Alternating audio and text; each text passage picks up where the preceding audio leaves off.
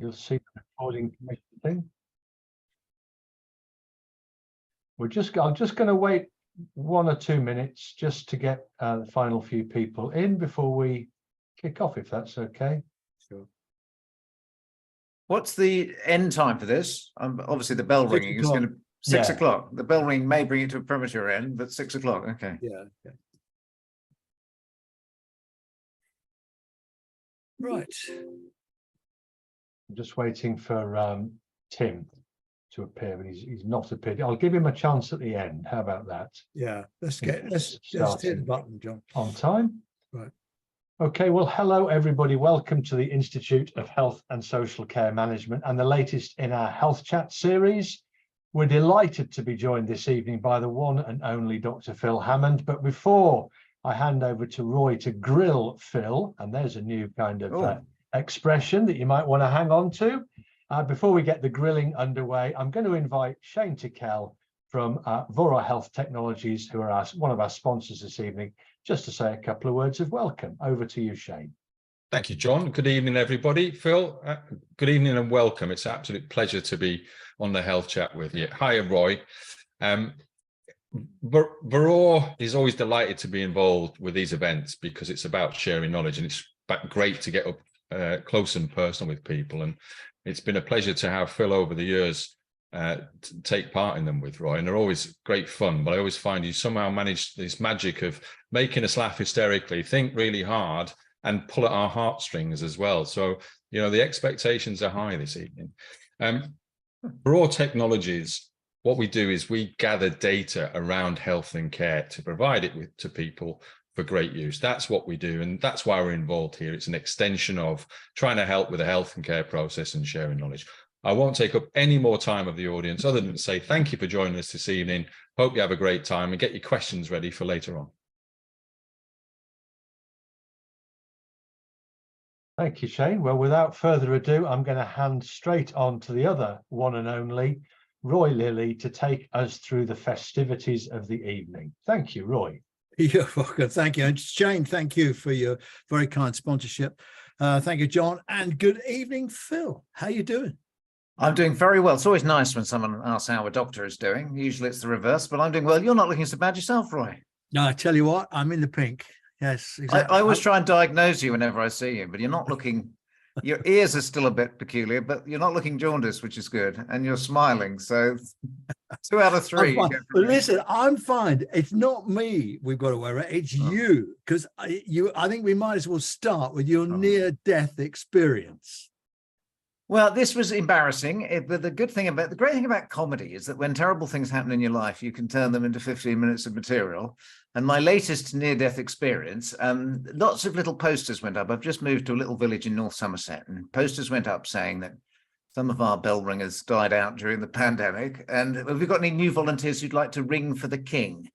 Now, I'm not terribly royalist or religious, but I thought that would be a useful thing to do. And my lovely wife, Jo, having checked the life assurance, said, yes, I think that's a good idea, Phil, because it'll make you do something with your hands. You'll always think. And maybe the sort of regular thing with your hands, that looks rather vulgar, would be a good thing. And I turned up, and actually it's a lot harder than you think. It's a bit like rowing. You have to concentrate. You can't just let your mind wander because there's great big bells going up and down 30 times a minute. But I was doing all right. And on my third visit, Harry, the local farmer, said, Dr. Phil, you're a bit of an overpuller. We're going to try you on the heaviest bell, which is known as the tenor bell. And he was supervising me, and he said, that's lovely. You got the tension just right there, Phil. It was going up and down, and I was feeling as if I was a proper campanologist. And then he said, would you mind resting it on the stay? The stay is a large piece of ash that should be there to allow the bell to rest against it in the up position. So you're quite vulnerable when you're resting a big bell against the stay. So you lean up like that to rest it gently against the stay. And for some reason, the stay had disintegrated at some stage, either during my ringing or somebody else's, and it wasn't there. And so when you're resting against the stay, suddenly this huge bell goes, whee, and you shoot up. It's like a free ride at Alton Towers. And I shot up to the ceiling. Harry shouted, jump! And I just managed to jump off before I hit the ceiling, landed partly on Harry, but partly on my feet. The thing I remember most about it is the poor bloke also learning how to ring, standing next to me, was so panicked, he completely lost control of his rope, as did somebody else. So as well as me shooting up, there was a whole swathe like serpents going like this. And they were very pleased that I wasn't hurt. That was the first thing. When it's like when you nearly kill someone in an operation, but you don't. There's suddenly a huge sigh of relief. And then they laughed and laughed and laughed, and so did I. And they nicknamed me the Flying Doctor. But I had to retire prematurely from Ring of the King because I didn't have much skin left on 2 of my fingers, but otherwise unhurt. So yeah, and then of course when you do that, people say, "Oh yeah, it's actually quite dangerous bell ringing. My auntie Muriel, she broke both her wrists, etc." So there are a lot of campanology injuries out there. So I've temporarily retired, but you may find the bells ringing because they do on a Tuesday night. I've just realised. Well, So they may summon us. Yeah, well, we might have a what's it called, a peal, isn't it, in the background? Well, you think so, a peal or even a half peal. What's really complicated, you just get the hang of the up and down bit, but when you're ringing ding, ding, ding, ding, ding, ding, ding, it's like a mathematical equation that you have to hold. You're not allowed to have the music in front of you, and he's going first, he goes second, he goes third, then you swap over and he goes third, he goes first, whatever. It's really complicated. And I'm quite pleased to have retired hurt. But to say that at least I tried it. I gave it a go. You did your thing for the king. What, you didn't damage the bell at all, did you? There's no damage. No, but they went up and they saw the stay was broken and they think it might have had a crack in it already. Right. And it's quite hard to get new stays because of ash dieback. But the farmer, Harry, he had an old ash tree. He was going to model a new stay. And when they actually did ring for the king, it sounded beautiful and much better than when I was ringing. Yeah. So I think it all ended happily, and I'm sure every year they NHS Digital publish accident data, and yes. I learned last year, only because it nearly happened to me, that one of the biggest causes of elderly gentlemen like me ending up in A&E is falling over, putting your trousers on, which apparently you shouldn't do when you get to my age. You should sit down and put your trousers on, which I do absolutely now, except when I'm running. But I just wonder if campanology injuries should be on the NHS digital list of risks. Well, it might be, and actually, I'm on the first risk that you enunciated. I'm risk-free from that because when I returned, I stopped wearing trousers. So I walk around half in the buff. The neighbours aren't so sure about that. They've said, "Dr. Phil, I know you're a sort of D-list celebrity. Do you mind at least putting some pants on?" So I don't trip over my trousers, but I think if you looked at it, there would be lots. Quite a depressing study. I'm always talking about the power of dogs and the importance of dogs in health. If I could prescribe drugs, pugs, not drugs, the NHS would be in a better place. But the BMJ just published wrist injuries, particularly in older women who get a Labrador that's a bit too frisky and they pull too hard on the lead. So everything you think you're doing to remain healthy carries some risk. There is no zero risk, which is an important lesson in life, I think. So look, Phil, I mean, it's a while since we talked. I think that we had a chat last when I think we were in the fag end of COVID, weren't we? It was during. I had a chat. We last had a chat 18 health secretaries ago, which was about 2 months by my reckoning. But you can't name them all. No, I can't. I'm on my 30. I think Wes Streeting is going to be the 31st.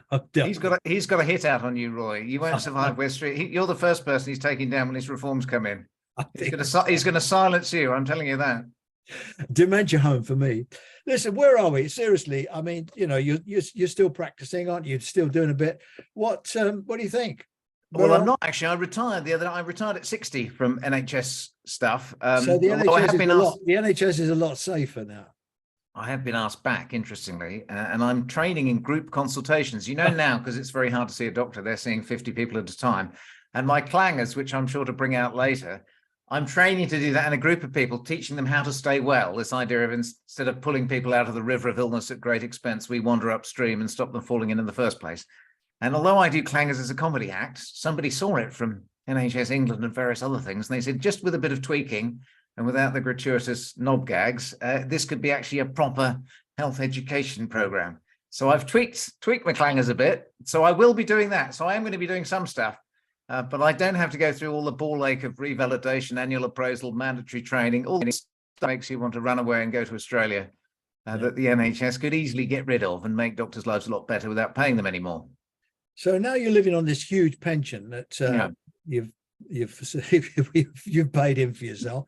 So, I mean, let's just sort of cast our mind back, really. I mean, the NHS really kind of struggled through COVID, muddled through, I think is the phrase that I would use, muddled through. There's a very interesting lady called Professor Valerie Isles. You may know, you may have come across her stuff, and she wrote a book called Good Learning, I think, but she describes muddling through elegantly,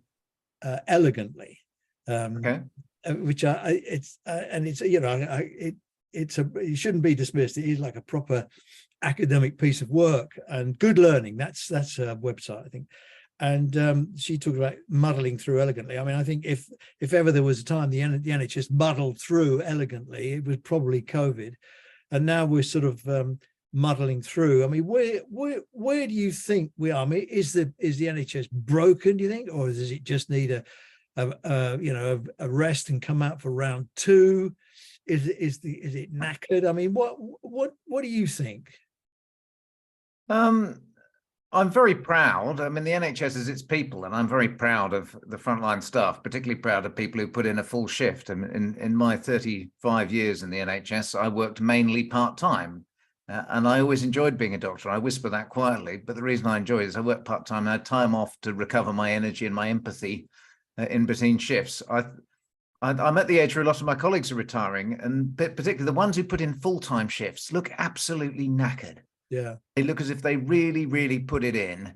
And I look fine. My comedy partner, Tony Gardner in Struck Off and Die, who gave up, ran away to join the circus, became an actor, is now appearing in Accidental Death of an Anarchist at the Haymarket, no, the Theatre Royal in Haymarket, if you want to go and see something brilliant. But he commented on that, all his friends from Guy's. Tony looks fine because he's an actor, he does bits and bobs. All his friends from Guy's in their 50s and 60s look absolutely exhausted. Yeah. So I think the issue is that we always know supply has never been able to match demand, but because it got so much greater during the pandemic, there's a real backlog of, whether you call it post-traumatic stress, burnout, just general knackeredness, nobody's been able to catch up, I think. So they put in this huge stint during the pandemic, and then it's got even more unremitting in a sense because of the demand on services. And you really feel like a hamster stuck on the wheel. And, all my friends in the NHS who I'd say look reasonably healthy are all working part-time. I don't think it's probably safe to do more than 6 patient-facing sessions as a GP. And I know quite a few consultants now who do private practice, not necessarily for the money, but they say it just gives them a bit more space and time to practice in a way that, they feel comfortable doing, not always worrying that you're making decisions on the fly, you're cramming things into 10-minute consultations, is that indigestion, angina, etc.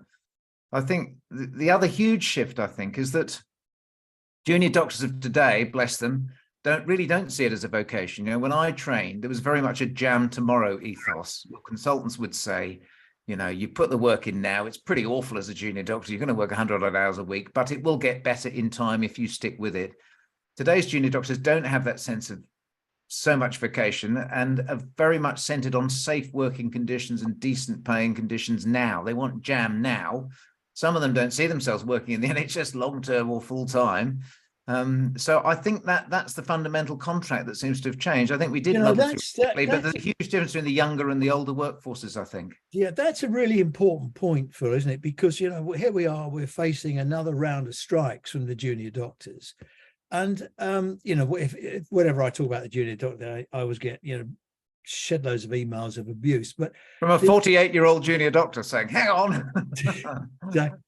But I mean, in my sort of day, if I can put it like that, I sound terribly old now, but there was never any question of a professional like a doctor going on strike. It was just completely anathema. No one would ever dream of it.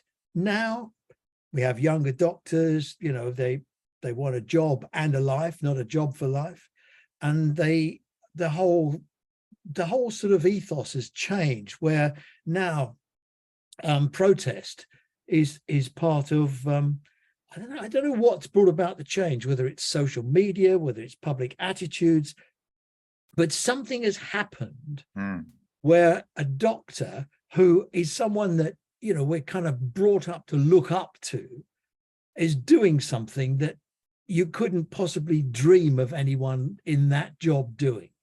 It's interesting because when I think about that, and I don't like strikes, but I think if I was in that position, I remember as a very angry red-haired junior doctor back in the late 80s, I think I probably would have gone on strike. I remember going to a junior doctors committee, the BMA, demanding a strike, and they all sort of laughed at me. And in those days, the consultants didn't, and some of them probably still don't, they didn't want more junior doctors because that meant more senior doctors, and that meant less private work to go around. So the consultants are very much against junior doctors going on strike, which is actually why we started Struck Off and Die, the comedy double act, because we couldn't get a strike. So we thought, let's lampoon everything through comedy.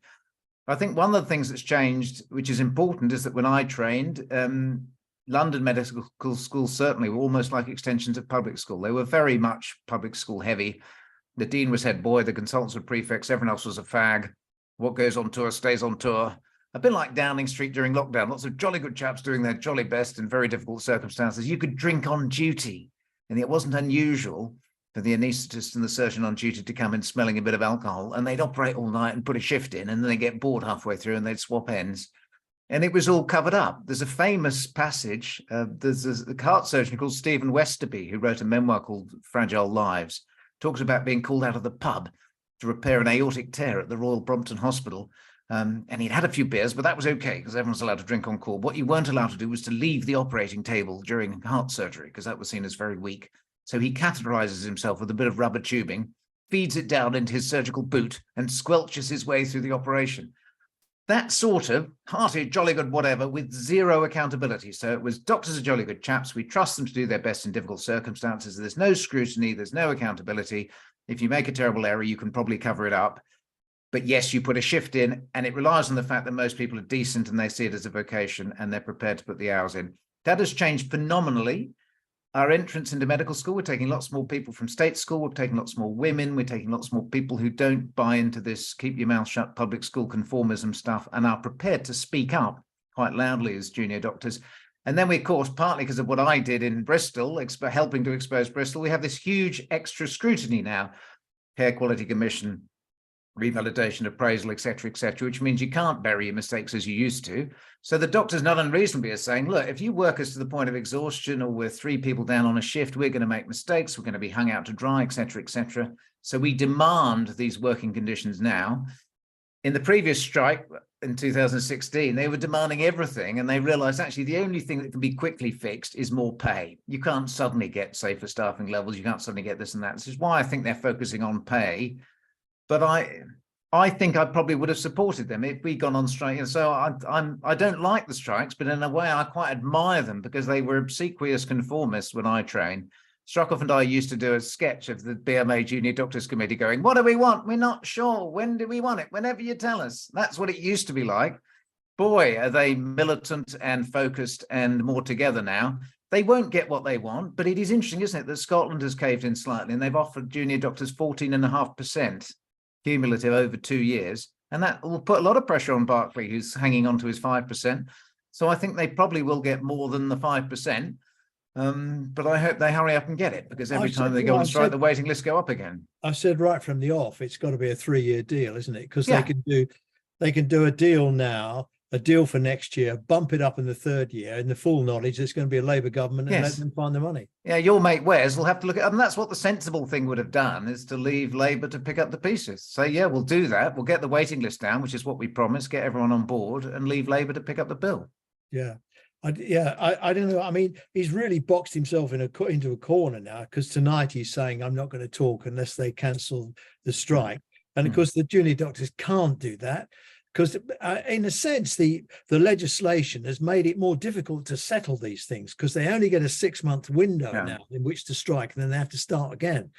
So, it's all going to kick off. I mean, the nurses are balloting to see if they're going to strike again. I mean, my view is that I just don't think the nurses are going to ballot for strike action. No, I don't think they're going to, because they're doing it nationally, aren't they? So I don't think they'll get 50% over the whole country. It's an aggregated strike with no derogations. So I don't think they'll go for that. But let's assume they did. The sensible thing for the junior doctors to do is to wait until the nurses declare their days, and then declare days either side of it. And that would just completely knacker the whole thing. Yeah, it would too. And I'm quite interested in Steve Barclay as well, because as you say, suddenly these health secretaries sprout out of nowhere and you're thinking, where do they come from? But actually, he was quite helpful to us. I did a special report in Private Eye back in 2011 called Shoot the Messenger, which investigated how NHS whistleblowers were treated and how people were often punished and marginalized for speaking up. And as a relatively young MP then, in the Public Accounts Committee, he kept bringing up the fact that the NHS was using gagging clauses or non-disclosure agreements to silence whistleblowers, particularly when they left their jobs, and actually gave a speech, quite a moving speech in the Commons, demanding that an end to these gags and the fact that frontline staff, it's essential that they speak up about safety concerns. And in a sense, because it's quite dangerous to do it as an individual whistleblower, you could argue that industrial action is one way of everybody blowing the whistle at the same time. I don't like the fact that it harms patients, because there's always that odd thing, isn't it? We're striking to demand safer care for patients by harming patients. It's an odd ethical conundrum, but I absolutely understand why they're doing it, because it's not really safe to blow the whistle in other ways. And of course, the other thing is there's like the hidden 500,000, because 500,000 people have been bounced off the waiting lists. Now they're on the waiting list because they have a clinical priority and they need sorting out. So they've been bounced off the list. Now, you know, you don't have to be a doctor to realize that if somebody needs treatment, delay is not a great idea. And so, you know, what's going to happen? It's all, I think one thing is to say, okay, look, we're going to make sure we get cover in A&E and we'll get cover in ITU and the wards will be okay. And, you know, it'll be difficult to manage, but we'll make sure it's safe. But it's not safe for the 500,000 people who've been dumped. No, but also remember, we're talking about junior doctors. The consultants are balloting for industrial action and the GPs are going to follow them.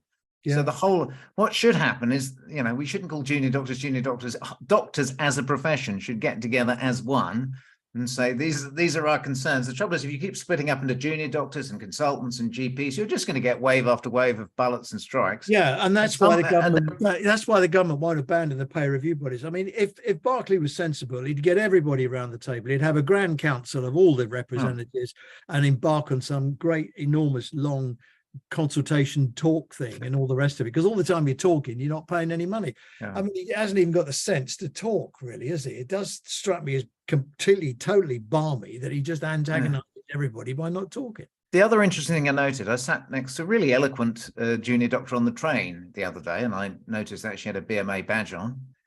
And she said quite a few of her colleagues didn't strike in the second round of junior doctor strikes. Not so much that they were worried about patient care. Some of them did it for that. Others, they couldn't afford to. They said, look, actually, we've got mortgages and quite high debts, and you lose a fair chunk of money every time you do it. So there's a very interesting point about that, Phil, because the RCN do pay strike pay. They pay £50 a day, accelerating up to £120 a day, depending on how many days you've been on strike. Most of the other unions have a sort of welfare fund. If you're stuck with problems, they will fork out. The BMA, who must be one of the wealthiest organizations in the country with all the property assets and all the rest of it, what they've done is they've carved out the BMA trade union bit. It has no funding and they have no strike pay and no prospect of any strike pay.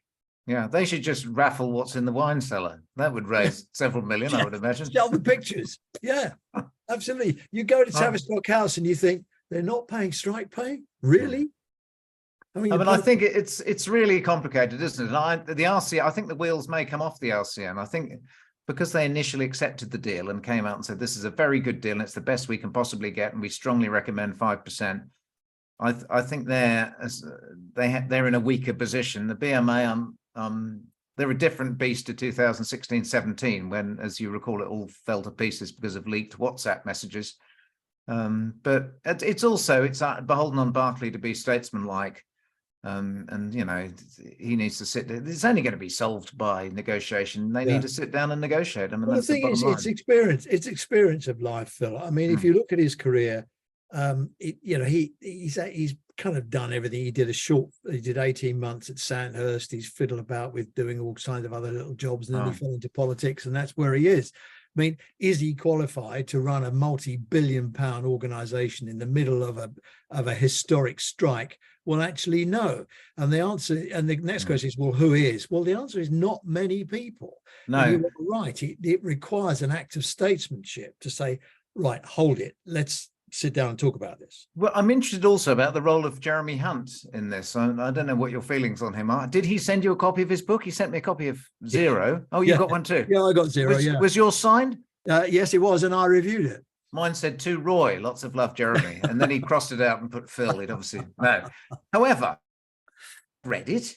And it says lots of really interesting things. For example, as Rishi Sunak and Keir Starmer are clinging on to the idea that the private sector will help out the NHS, he says very clearly, very rarely does private sector involvement improve waiting times, because you're drawing from the same pool and you're taking consultants out of the NHS to work in the private sector. So the net gain is pretty small. Yeah. He makes that very clear. He goes on and on. He clearly wasn't envisaging he would be Chancellor at this stage, about the importance of having a properly staffed and costed workforce plan, etc. He makes all these really interesting commitments, and he was very vocal as chair of the Health Select Committee, which he's now in the ideal position to fund as Chancellor, and yet has gone into this complete, look, we've got to get the economy back on board and we've got to save up for pre-election tax bribes, so we're not going to accelerate the very things that are vital to get the economy back together. If you've got a waiting list of 7.3 million, where are the workers coming to boost the economy? They seem to always think that the NHS is a drain on the economy, when in fact it's essential to the economy. It is. He's the person who understands it more than anyone. And where are the other organisations? I mean, where's the Confed and NHS providers and all those sort of Mickey Mouse outfits that, you know, it's taxpayers' money that keep them going, because it's, you know, you pay 10,000 a year to belong to the Confederation, and it comes out of trust funds, you know. So, I mean, what are they doing? They just sort of pussyfooting around saying, oh, this is terrible. Ring Matthew, what's his name, sits on the sofa in the telly and peers down his laptop and wrings his hands and says this is all terrible. I mean, really, they should be bringing much more. If you think about it, look at the Confed, for example. They've got most of trust belong to the Confed, and that means they've got a huge number of non-executive directors who are within touching distance of membership or membership. Half of them will be Tories, because they're put there because of their political connections. I mean, they really need to get the arm up the back of these non-executive directors to put the political pressure on to say this is not acceptable. What do you think the long-term vision is? I mean, there's one argument that this particular government doesn't particularly mind the NHS struggling with waiting times, is quite pleased quietly that the private sector is booming, that more and more people are paying as you go or paying with private health insurance. There are even, as exposed in the Observer and other papers, examples of NHS hospitals advertising their private units to their own patients, which I thought, I mean, that's really takes the biscuit. Lansley, isn't it? Lansley let them do that, and that's they can do that now. I mean, I think in the short run, I'd say that, you know, one of Sunak's 5 promises is to cut waiting lists, and he will do it because they're coming down now. I mean, astonishingly, in the midst of all the crap the NHS is having to put up with, the 18-month waits have come down from 152,000 down to under 10. It's 9. Could that be because 20,000 people have died on the waiting list rather than being treated? Well, it might be because 500,000 have been bumped off the list. No, but the numbers are coming down. Ambulance times are improving. I mean, broadly speaking, if the NHS gets a window of calm, it will roll up its sleeves and you will see a big difference. And from Sunak's point of view, he needs to go into the election and say, waiting lists, we've cracked it. As far as industrial action is concerned, well, he'll just say, well, that's trade unions for you. You know, vote Conservative. We won't give in to them. Yeah, okay. So you think he's got a chance, do you, at the next? Everyone is assuming that Keir Starmer is a shoo-in for the next. No, I don't. I tell you, for 2 reasons. One, Starmer has got to get a bigger swing than Tony Blair got, and he won't get that without Scotland, and they've got very underrepresented in Scotland. So I think they're going to struggle to get the votes. And secondly, I think most of the things, that, apart from the boats, although the winter weather will stop the boats coming, I think most of the things that Sunak has chosen will right themselves. If you look at the economy and inflation, for example, they're coming down, the economy's going up. If you look at the borrowing will be halved anyway because of inflation. So I think a lot of these are sort of mechanically set to sort themselves out. So I think they'll go into the election saying, I promised you 5 things, we've done them. And what do you think about the bigger issue of Mark Britnell has written about this many times, about the global shortage. There's a global shortage of healthcare workers and a global industry in health and care workers. And however many of our junior doctors at the moment go to the Antipodes and how many come back, we can't really say at the moment. But do you think it's ethical for us still to be trying to take them from countries that probably need them more than ours? Is that something that's sustainable in the future? No, I don't. I mean, I'm interviewing you now, which is good. I'm enjoying this. I'm getting ideas for my next private eye column. You're going to have to stop this next. But 13% of staff now on the GMC register come from are trained overseas, and that's a big chunk. And of course, some of it is from red list countries. from Ghana and Nepal, places like that, which is fundamentally totally unethical. But of course, it's a global scramble to get people. So what will happen, I think, I mean, we'll have to wait and see what's in the workforce plan. I couldn't possibly comment, but I think we'll see some different pathways into training, which will hopefully open up the work opportunities for people to come and work in the NHS in a different way. They've leaked a few of these, though, haven't they? Yeah. And it's not in there. And this idea that you can have the medical apprentice, who's got decent science A levels, but maybe someone from a poorer background who doesn't want the spectre of £100,000 of student debt. Yeah. And in theory, I don't mind that, but you talk to the current lot of medical students, they'll tell us we don't get the training opportunities at the moment. I'm supposed to have ward-based teaching, but because of service commitments, all my teaching's been cancelled. How on earth will we suddenly have the trainers to do the apprenticeship training? I can see it working, and it'd be wonderful if it did, but how will we actually? It won't. I mean, look at Streeting. It's going to double the number of medical places. At the moment, we're training 7,500 doctors a year. He wants to train another 7,500. Well, you've got to double the places in university, double the size of the lecture halls, double the lecturers, double all the experience opportunities, double all the placements in trusts, and double all the supervisors. That's a 3-year program to get it set up. So, we're nowhere near. And stop asking me questions. No, right. But the other thing that really is interesting is that you do this and then look at all the anaesthetists or radiologists in training complaining now. So the poor anaesthetists got us through the pandemic. And thousands of them since the pandemic haven't been able to go on to higher specialist training because there aren't the posts. They've got to about 463 of them haven't got a job at all. Well, that was this year. And then there were other ones a few years ago. So if you're going to increase the numbers at the bottom, you also need, and then again, do you think there's still this atmosphere that, locally consultants don't want too many young anaesthetists on the block or too many young surgeons because that will cut into their private work? Do you think that's still going on? No, I don't. Or was that a thing of the past? So do you think consultants are saying, look, all hands to the pump, we need more of us. Let's train more doctors? I think it is. I mean, there's no question about it. I mean, the amount of private medicine has gone up. I think the average was about 9%, and it's now gone up to 15% in some parts of the country, but it's geographically located to the wealthier areas and so on. But a lot of people are coming in for self-pay and stuff like that now. So there are big opportunities, but I don't think it's seen in that way anymore. I think we have shifted to much more of a team-based approach to healthcare rather than the sort of the barons of healthcare. Right. Can I just say, Roy Lilly, it's been an absolute pleasure to interview on HealthChat, and you've been an amazing guest. And I do hope you can join us again soon at some stage. Thank you. Cheer me up. Where are you going on tour this year? Probably not this year. I'm trying to write a memoir at the moment, and I'm struggling to. I quite like the idea of how I ruined medicine, but all the publishers are telling me that there are so many, because of Adam Kay, bless him, sold millions and millions of books, and every other man and his dog has written a medical memoir. You could write one about all your medical ailments, Roy.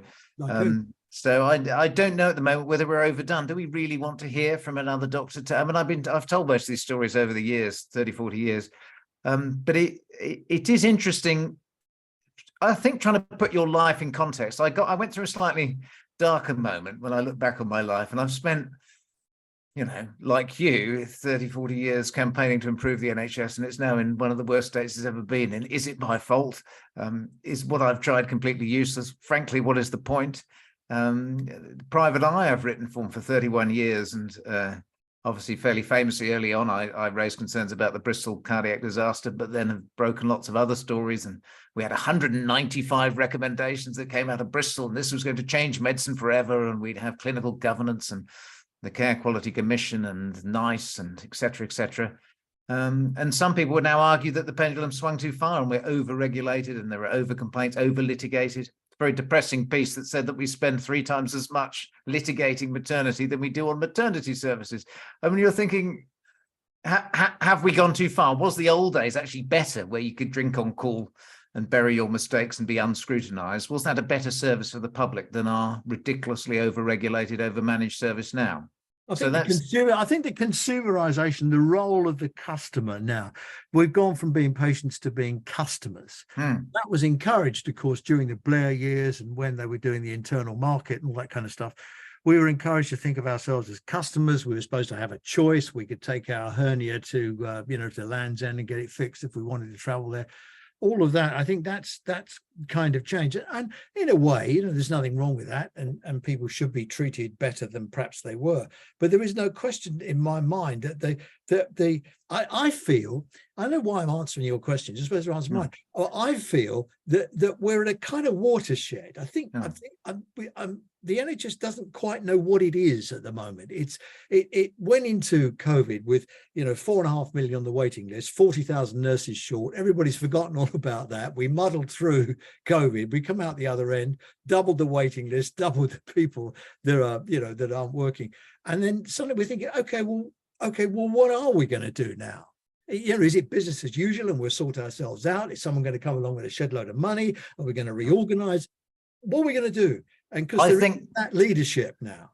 I think what people need to do is to have some fun. It's really interesting. I noted before my retirement, I walk around my hospital and look at people, and they don't smile nearly as much as they used to. They don't seem to be having as much fun, probably because they're exhausted.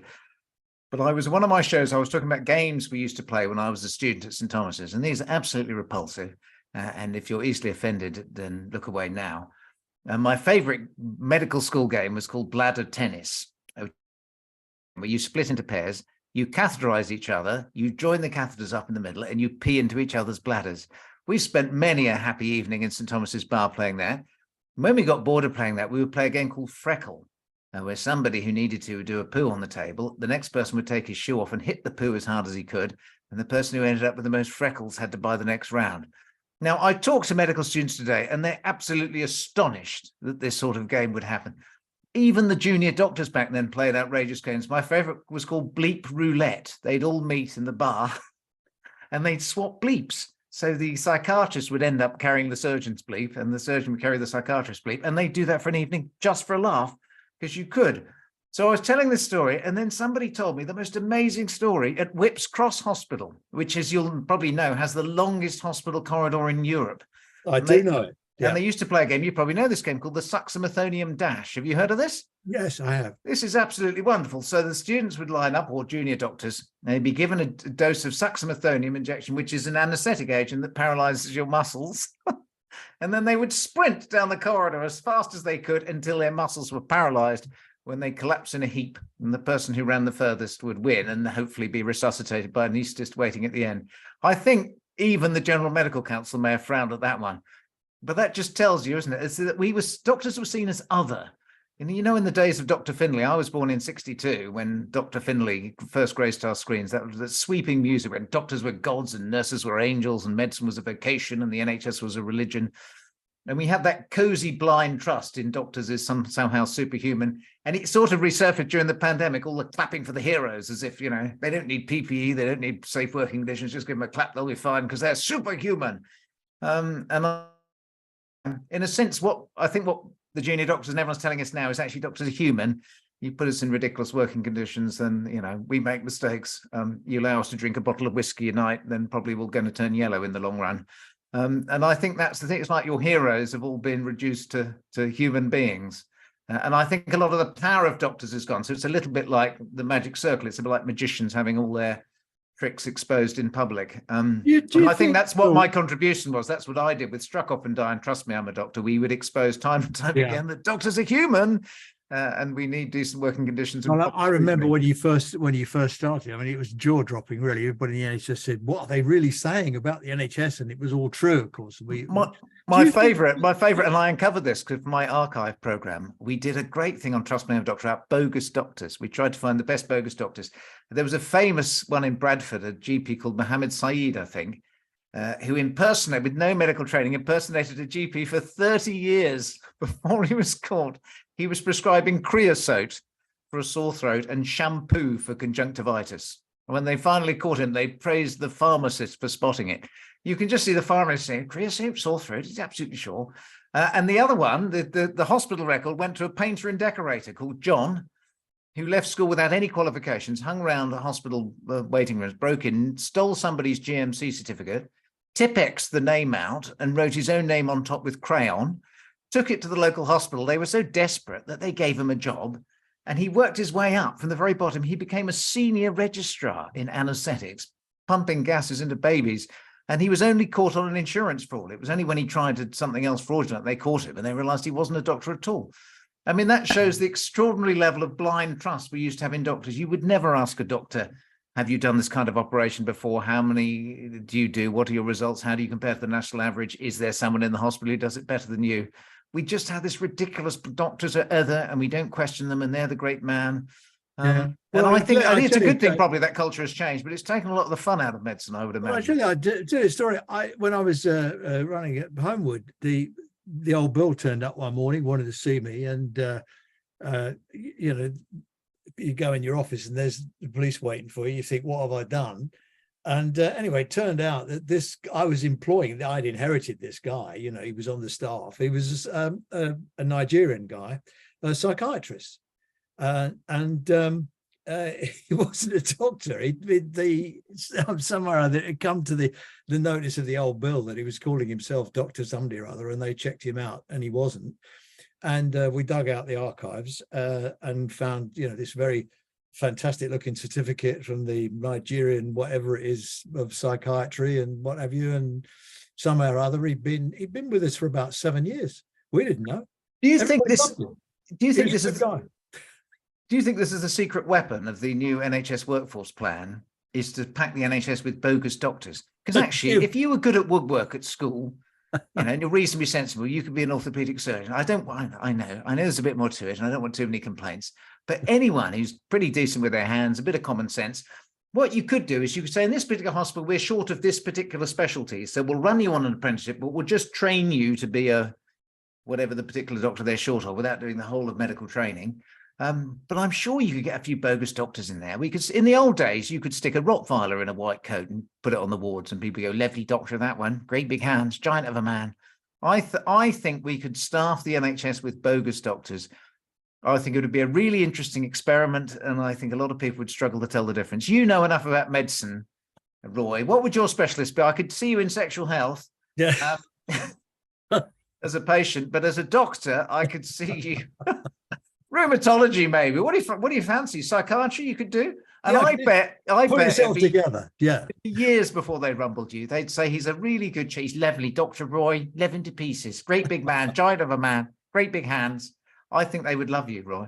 I think yeah. looking at John there, he could be, I don't know, he's got a bit of, I know he looks like orthopedic surgeon. He's very tall. He could do hips, couldn't he? You needed tall, strong guys. Saved the NHS. Bogus doctors. You wouldn't have to pay him much. I reckon there are a lot of people who fancy having a go at being a doctor, and we could give them, you know, £14 an hour tops. You could give them a trial week. Come in for a week and see what you fancy. Yeah. Try everything. Have a go. I mean, if you were told people on a 3-year waiting list, would you like to wait for 3 years and die on the waiting list? Or would you like to see Dr. John, who's got no qualifications whatsoever, but he'll have a go? I reckon they'd come and see Dr. John. I think it's really, John has now fallen off his chair. There he is. His face on. I think we've solved, that's it. We've solved the NHS, the bogus doctors, the bogus doctor screen. You've touched on an interesting point here, haven't you? Because if you look at the future of work, well, let's start with the history of work. You know, originally cars were made by Mr. Rolls and Mr. Royce, who made every bit of the car themselves, including casting the engine and doing all the woodwork, and they made this beautiful car. And you know, the history of cars now is fantastic cars are made by people who can't drive on a production line.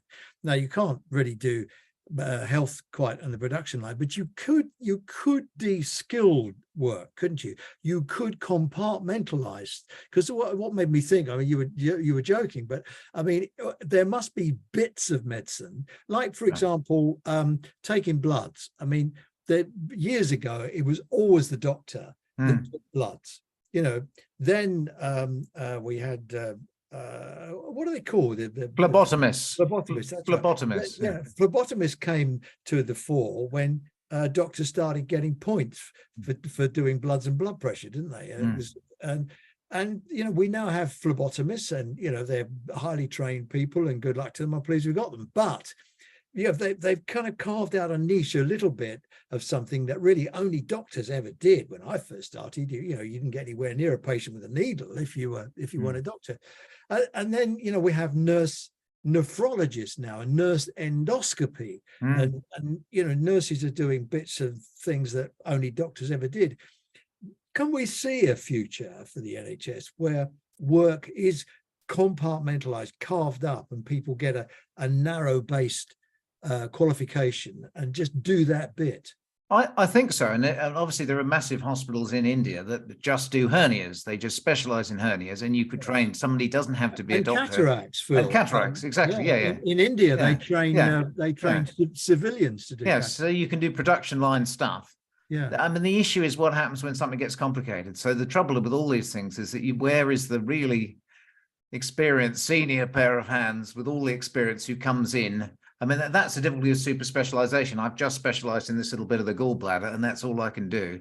What happened to the generalists who could come in when there's a bomb or something's gone terribly wrong, there's a huge complication, he knows what to do. So you still need highly specialized, highly trained. But I think, yeah, for the bulk of the work, maybe 80% of it, it is possible for the routine stuff to be, for nurses, as nurses do. The thing about the nurse endoscopists and things is that they, there are certain levels of it. So if you've got bleeding from your bowel, the nurse will do your sigmoidoscopy or will do whatever, even a colonoscopy, but may not be able to take the biopsies. And then you've got to come back if they find something for somebody else to have another go to take the biopsies. So there's always, the reasons people will still go private and still demand the top man is they want a one-stop shop where it all happens in one go. So yeah. I think there are different levels of expertise, but yeah, we have to. I mean, I don't think we've got any other alternative because we're so short of staff. We're going to have to explore these sort of solutions, and we can't all get sniffy and huffy about it. And decision support with artificial intelligence. I mean, that seems to me a natural for the NHS. For all medicine, really, the supporting the decisions or the direction of travel or suggestions of treatment and what have you from artificial intelligence. Yeah, I mean, that's fascinating, isn't it, to see which way that will go. I mean, because actually the biggest. I would have thought. I could. Well, exactly. I mean, what is the biggest? One of the strongest indicators of ill health is social isolation and loneliness. So just having you, an AI version of you, Roy, in everybody's living room, you're feeling a bit bored. Roy will tell you some of his amusing stories that you probably heard a few times before, but you probably won't remember. I could do that. They could sound bored with Dr. Roy. I'll have a little go at Dr. Phil. That could be the future. The future is probably we're all going to have to wear a Fitbit. And the Fitbit will not just monitor our heart rate and our pulse and our blood pressure, it'll find out what we're shopping for. So if we have more than 3 bags of Haribos, our insurance premium will go up by £2.50 or something. And then you'll monitor your mum at a distance because you don't want your mum living with you. So she'll be somewhere on her own or in a care home, and there'll be a little monitor, and you'll be able to monitor your mother's blood pressure. And suddenly a beep will go on your watch at 3 o'clock in the morning. Your mother's blood pressure is shot up. You won't know whether she's having sex or having a stroke. So you'll turn on your video cam, and you still won't know whether she's having sex or having a stroke because your mother's sex face is very similar to her stroke face. These things are happening. You'll be monitoring your grandmother's bowel motions remotely. I mean, there are all sorts of things that computers and AI and distant monitoring could do. Will it make us healthy and happier? And the point that I make in all my shows is that I argue that health has always been and will always be as much relational as it is medicational. So we can do these fabulous things, and we'll have mRNA vaccines, and maybe we'll have cancer vaccines, and maybe this and maybe that. But if you look at your health and happiness over the course of a lifetime, actually what makes you happy is the strength of your relationships. It's the amount of stuff you put into your relationship, get out of it. And human beings are essentially social animals. We exist to feel part of something bigger, as if we belong. That for me is the future of the NHS. It is a wonderful organization to work with, and a bit like the John Lewis motto, you've got to make it a great place to work as well as a great place to be sick in, and then have that sense of belonging and pride in what you're doing. Because ultimately human beings need a sense of purpose in their life. They need passion and purpose. It's not just about how many burpees you can do and what your blood pressure is. And that's what healthcare gives you. So I say to a lot of young doctors say to me, oh, Dr. Phil, how can we do what you're doing? How can we go part-time and do comedy and whatever? And they're all looking for a side hustle. And I always say to them, don't give up I remember Instant Sunshine years ago saying to me when I first went to Edinburgh, don't give up the day job. Medicine is endlessly fascinating. And you might have a few good years as a comedian and you'll give up medicine and then you'll regret it, because actually healthcare gives you access to people's stories and allows you to do something really interesting. And that's Phil, it. It's all about relationships. We've got to do a few questions, John. Oh, go on then. We've got 10 minutes. Let's do a few questions. Okay. So we've got one from Vlad Summerson. Vlad, hope you're well. I know you're up there in St Helens and Knowsley NHS Trust. Vlad asks, Phil, would you have chosen a different career or medical speciality if you'd known what lay ahead, if we would have had today's experience? That's interesting. It's probably worth briefly reflecting on why I became a doctor. And some of you may know this. There are lots of reasons I became a doctor. A, I was good at science. B, I was very ugly as a teenager with ginger hair and National Health spectacles. And I thought I'd never have sex unless I had the placebo of a medical degree. But the main reason is my dad died at 38. So I was born in the NHS and brought up in Australia. And my super fit father, Australian basketball champion, who'd got a scholarship, a Commonwealth scholarship to do a PhD at Cambridge from a working family in Australia. So he was fit as a flea, could leap off the ground as if gravity didn't apply, and was cleverer than I could ever be. Suddenly died at 38. I was told of a heart attack. So the reason I went into healthcare in the first place was to see if I could stop myself dying young as well as other people. And I only discovered in my mid-30s that he'd actually died of by suicide, as had two other fathers in my family. So we had a strong history of mental health issues. So I think perhaps if I'd known that, I might have, done a different specialty, might even have done psychiatry. And I might have been less brutal in the way that I behaved as a journalist and a whistleblower. So in my early years, I was absolutely convinced I was going to die at 38 of a heart attack. And I thought, well, I'm going to try and cram as much into my life as I possibly can. My heroes, interestingly, weren't doctors. My heroes were my brilliant migrant Australian men who reminded me of my dad. So Barry Humphries, outrageous comedian, Clive James, brilliant, witty man, and John Pilger, the investigative journalist. I would add to that Rolf Harris, who was in the same year as my dad at school, but for some reason we don't talk about him anymore. But he never excited me as much as John Pilger and Clive James and Barry Humphries. So I always had this idea that I'd do a bit of medicine, I might do a bit of journalism, a bit of comedy, a bit of broadcasting. But I was very aggressive in the way that I exposed things like the Bristol Heart scandal and other things. And I think if I had my time again, and I'd be more focused and understanding of the importance of mental health, I'd have raised concerns, I would say, in a slightly gentler, kinder way. I think the way you raise concerns is important. And we talk a lot about whistleblowers not getting the protection they need, but also whistleblowers can do a fair amount of harm if they raise concerns in a very aggressive, unpleasant way. So that's the thing I think I do differently. I was happy. I worked as a GP, I worked in sexual health, and I worked in pediatric chronic fatigue, which are three specialties I enjoyed, and I don't regret any of them. I do have slight regrets about the aggressive blow medicine out of the water and leave somebody else to pick up the pieces attitude that I had when I was younger. And I think noticeably, since I found out about my dad, I've been noticeably kinder and calmer and more collaborative in the way that I approach things, rather than just being obsessed with breaking a story. And yeah, so that's what I think I would change. Very interesting. Thank you, Phil. Ruth Ashmore. Ruth, I think you'd like to ask a question. Do you want to unmute and ask away? We'd love to hear from you. Oh. Go ahead, Ruth, we can hear you. Good evening, Phil. I really enjoy your comedy and I've seen you a couple of times. And thank you, Ruth. I'd really be interested in the book. I think there is space on the shelf for you. So oh, thank you. Get writing. I think that's a compliment, Phil. What's your greatest achievement? And it doesn't have to be in the world of doctoring, but you know, what's given you joy and given you a great sense of achievement? The thing that's kept me healthy and happy, it sounds slightly corny, is my lovely wife Jo, and we've just been married for 30 years, and she's beyond anything else has kept me happy and made me kinder. And I say that because she's sitting in this room listening. No, I'm kidding. And it comes from this idea of health being relational. So I think working at a relationship over a long time and sticking with it, I'm very proud of that, very proud of my kids, very proud of my family. Quite proud of if I look at 31 years in private eye, I think we've only had to settle once out of something I've written, which I'm not at liberty to talk about.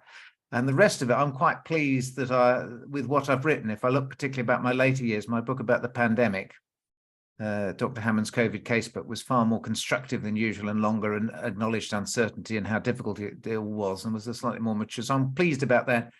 And the other day, I did a gig at the Reading Hexagon. It's a fundraiser for the Slapstick Festival we have here in Bristol.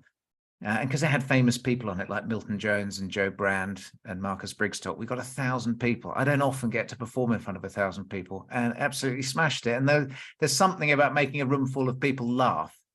And as I've got on, there are two types of comedy, I say. There's the comedy that unites and the comedy that divides. You can be aggressive, satirical comedian. You can be Jimmy Carr and make half the room laugh and half be grossly offended.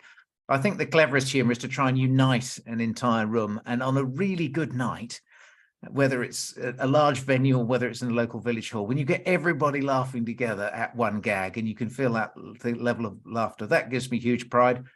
And I've probably done more good making people laugh over the years than giving them penicillin or statins.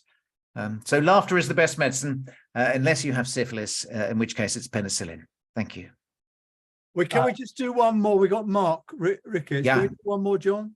Yeah, we've got Annette. I'm going to do Annette Ferrier, and then I'm going to come to Mark. Okay. I'll be quick. I'll be quick now. So we've only got, about four minutes. Oh, 4 minutes. Come on then. 4 minutes for the doctor. You only got a minute. Just thinking about what piece of advice was given to you as a new doctor starting out that has stayed with you for your career, and then what one piece of advice would you share with anyone starting an NHS career? Doesn't necessarily be a medic, anything now. The same bit of advice that was given to me. So the same answer to both. My lovely GP trainer, Brian, he was from a sinker state in Yorkshire, which was pretty rare back in those days to make it through Plummy Medical School. And every time I used to make a mistake, he'd go, "Don't worry, Phil, the medical degree is no substitute for clairvoyance." Put his arm around me. I asked him to sum up his 40 years in general practice, and he went, "Saved 2, killed 1. No, actually, it was the other way around. He used to say, "Life is a pool of shit, and our job is to direct people to the shallow end." But his favourite saying, which I would share, he'd go, "Phil, do you know what the most powerful drug in the world is?" And I would always say methotrexate, just to annoy him. He'd say, "It's kindness. Kindness. It works for everyone. Very hard to get the dose wrong, free at the point of delivery." I'd add to that intelligent kindness. So every decision I make as a doctor, I say, is it intelligent? Is there some evidence base for it? And is it kind? And it has to tick both of those boxes. You can do intelligent stuff that's unkind, and you can do kind stuff that's unintelligent. Can you do stuff that's both intelligent and kind? So that's my advice. Perfectly put. And Mark, you've got your hand up. Go ahead, please. Maybe I'm off. Yeah, we can hear you, Mark. Go ahead and ask your question, please. Oh, okay. I suppose perhaps into Phil earlier on mention and pulling people out of the river. I'm so sorry, Mark. We can't hear you. It's very jumbled up and broken. If you want to type it in the chat, I'll ask it for you. He's pulling people out of the river illness rather than, yeah, that's the wandering upstream and stopping them falling in. Just put it in the chat. We'll ask it for you. I think you could answer that question anyway. You didn't even know what it was, did you?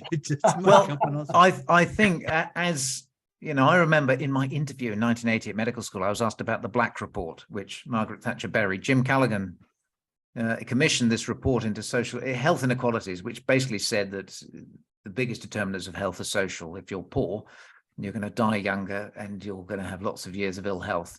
And that's the issue that's facing the NHS. Until we address health inequalities, we're not going to be able to cope. We've got the aging population, we've got a larger population, but we need to, you know, there's this argument we should build houses before hospitals. That's interesting, isn't it? If you really wanted health for all, people need decent houses and decent living conditions and decent education, playing fields to run round in and safe places to cycle. And those things are the determinants of health far more than what happens in hospitals. Yeah, I absolutely agree. That's actually, you know, I've just done a book with Ed Smith, the former chair of NHS improvement, and we're working on the second one now about public health. And now we're taking the view that public health's got nothing to do with the NHS. It should be entirely separate. The NHS should fix people up, and public health is a pan-government, entirely different landscape. So it's interesting. Phil, it's been great to talk to you. Where do we see you next? People, I know if you click on my e-letter, we've got a library of some of your stuff. But where are you performing next? I'm doing locals. Well, the next thing I'm doing is my local Valley Fest, which is in the Chew Valley, which is like a rock concert we have. I'm doing a tent in there. But yeah, you will do. What I'll do is I'll start now, inspired by your wonderful listeners. I'm going to write my memoir, and then I'll do a tour of the memoir, which will probably be called How I Ruined Medicine and Then Tried to Fix It. Or it could be called Confessions of a Comedy Doctor. We don't know. I'll road test a few titles and see. Or things I forgot to remember. Yes, Patients I've Killed. Yeah. Could be anything. Could be anything. It's going to be a very thick book. The GMC can't get me anymore. No, you're already struggling. Phil, thank you so much for your time. It's great to talk to you. I'm pleased. You're welcome. Well, you're looking terrific. Good luck with your tour and your book. Keep in touch, and from all of us, much love and thank you very much, Phil. Cheers, mate. Thank you. You take care, everyone. Bye for now. Thanks, Phil. Bye-bye. Thank you very much, Phil. And can we have a shout out as well to Orca, who are our fellow sponsor with Varroa Health Technologies this evening. Thank you, Orca, for all that you're doing to make sure that the apps that come into the market, for want of a better word, for our patients to use are safe and fit for purpose. They're a super organisation. If you'd like to learn more about Orca, do please Google them. But we're very grateful for their support this evening. Thank you, Phil. Thank you, Roy. And if you are interested in health inequalities, there is an event which I'm facilitating, a workshop tomorrow afternoon in central London at IQVIA, where they are specifically looking at health inequalities. And then Roy's book launch, courtesy of Varroa Health Technologies, is taking place at 5:30 at IQVIA's offices at Paddington. So maybe we'll see some of you there as well. There you are. Shane's even holding up a copy of it, I think. Kind of. Okay. Look, brilliant. Phil, we're indebted to you once again. Roy, thank you as well for your genius chairmanship. And we'll see you all on the next one. Thank you very much indeed. Bye-bye. Bye. Good luck, Phil. Take care. Thank you.